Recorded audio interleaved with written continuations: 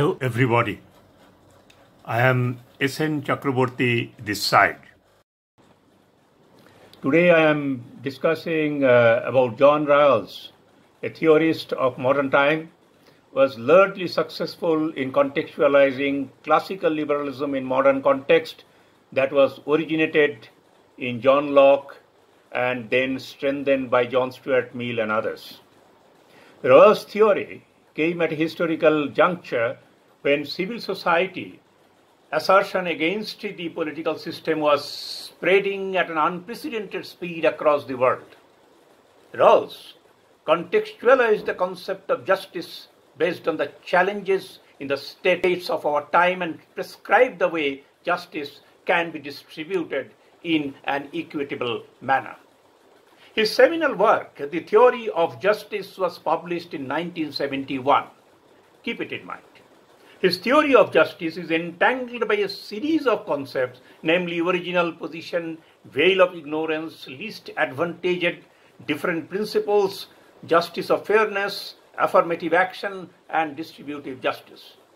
And each of these concepts has very, very unique meaning and significance in shaping his theory. As for examples on the concept of original position, Rawls says that its purpose is to set up a fair procedure so that any principle agreed to will be essentially just. Theory of distributive justice is placed within the constraints of competitive capitalist market economy of his time. It goes in the following way. Quote, each person has an equal right to the most extensive liberty compatible with a like liberty for all. And second, inequalities are arbitrary unless it is reasonable to expect that they will work out for everyone's advantage and provided the positions and offices to which they attach or from which they may be gained are open to all. Unquote. Rawls says that the parties engaged in the social contract will eventually give the reasons to do so.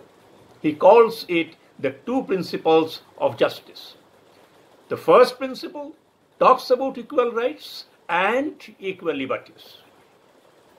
And the second principle is about arranging social and economic inequalities in everyone's advantage and attaching to positions and offices open to all. John Rawls was very specific that each word and sentence is read the way he has put them to understand his arguments. Of the two principles, the first principle has to come prior to the second to appropriately understand his concept of distributive justice. Theory of Rawls was criticized vehemently by the communitarians like Michael Walzer, Michael Sandel, and Charles Taylor. The main objection of the communitarians is that Rawls viewed the human being as an isolated person, which is contrary to reality. Individuals, indeed, according to them, are essentially embedded into groups and collectives. According to the communitarians, the distributive justice of Rawls will benefit only an individual person, which in their view is never possible because an individual is submerged by always some or other collective identities and existence. Robert Nozick, a libertarian thinker, argued that instead of taking away lawfully earned wealth from a person to distribute to others who fail to do so, what is important for justice is to provide equal opportunity to everyone without discrimination. The feminists like Susan Mola-Wokin critical to Rawls on the ground that in Rawls' distributive justice women have no place. Okin comments that to a large extent contemporary theories of justice like the one of Rawls are about men and their wives are located at home. In spite of severe criticisms, one must admit that the theory of justice, John Rawls, has placed justice at the central position in analyzing social and political concerns. He has contextualized affirmative action on political and economic grounds rather than considering benefits to the least ever advantaged persons merely on socio-cultural parameters.